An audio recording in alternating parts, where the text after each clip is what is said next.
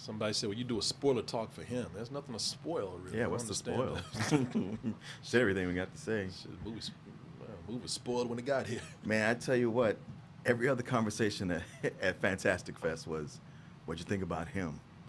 And everybody's comments were exactly the same. Yeah, that man. I'm fascinated by this movie now. Right? Just because of how bad it is. But I mean, again, I know some people liked it. I think Sean Chandler, when he came out, Yeah, yeah. he really liked it. So I mean, and okay, so just real quick, y'all. Just real quick. Let's talk about. I love this title. Let's talk about him. Sound like we're talking shit behind somebody's back. Right. Who are you? I'm him. Who are you? I'm him. Montage.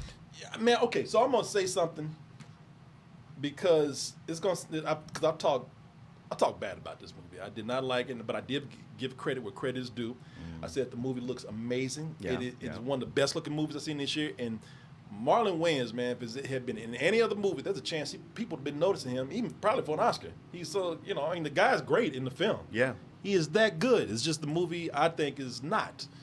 But, and I'm going to say my opinion. I'm going to ask you this question. Okay. Because this movie is so avant-garde because it really is more visual than it is telling a story. And what story is telling is pretty basic, man. When you put all the craziness aside, everybody's talking trash about it now. But I believe that later on down the line, maybe I'll change my mind on it too. I mean, it ain't gonna be tomorrow, I'll tell you that. It ain't gonna be next week. But I could see people coming in and finding something in this movie, something of value within this movie, maybe something interpretive with this movie right here that makes it better for them, and maybe later on down the line, people might say, "Man, this was a movie that a misunderstood movie ahead of its time, a vision that just didn't click with everybody at that moment." Could you see it being that way? See, that never occurred to me, although Marlon Wayans wrote something to that effect. And yeah. And it's, you know what, I mean, people do change their minds about things. I mean, I think that I would feel that way if the second half had more to it. Because so much of what this has to say happens in the first half. But then that's when it starts to drag and become repetitive and get weird for no reason. Like, it's not saying any more after that, other than you get to the, that ending, which thinks it's, it's artsy and it thinks it's being profound, but it's really just overstating what we've already had. And, and it really kind of makes you go, well, if this is true, then what about all that there? Yeah. But, I mean, I could see a time in the future where it won't be taken so literally, and it'll just be about it maybe more praise for the visuals, but I don't know.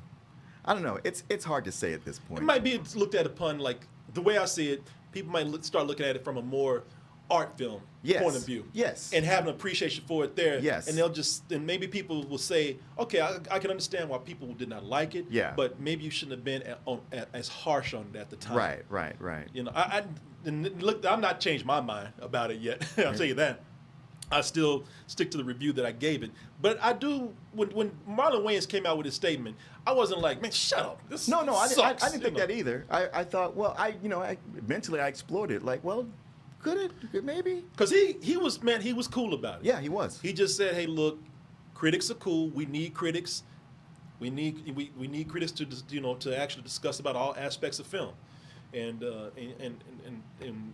I just believe that people, they put too much stock in maybe what critics say, like maybe Rotten Tomatoes or something. Yeah. Now I'm paraphrasing what he's saying. Yeah, but it ended with the go see it for yourself. But yeah, at the end, it pretty much ended with, fuck them, go see it. Yeah.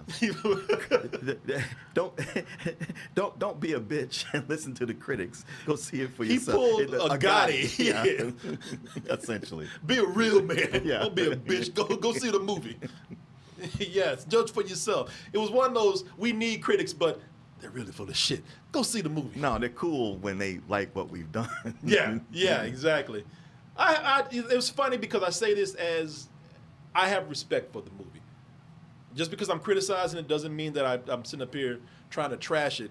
I did not like it it's from a storytelling point of view, but I do appreciate a lot of the artistry that went into it, and that goes back to what I was saying earlier about if I think that somebody's doing something with sincerity, then I will have some sort of respect there for it, and I think that the director here, that was his vision. Maybe it didn't jive with the way I would tell a story, but I do think that he was, he was not doing this for the money. This was something that he really did because he had this vision. I will tell you that last night, and I sat next to a guy, because I've been striking up conversation with people. Yeah. He's a screenwriter, and he told me how he read an early draft of this script, and it was awesome. And he was like, man, I'm so excited about that. I can't wait for this movie to come out. What happened? I don't know. I don't know. I mean, I can't say for sure. I might think it was the director because he was the last one to come on with his writing credit, the last one in that line. And, but he said when he saw the movie, he was like, what is this? What happened? Yeah. Yeah, I don't know, man. I don't.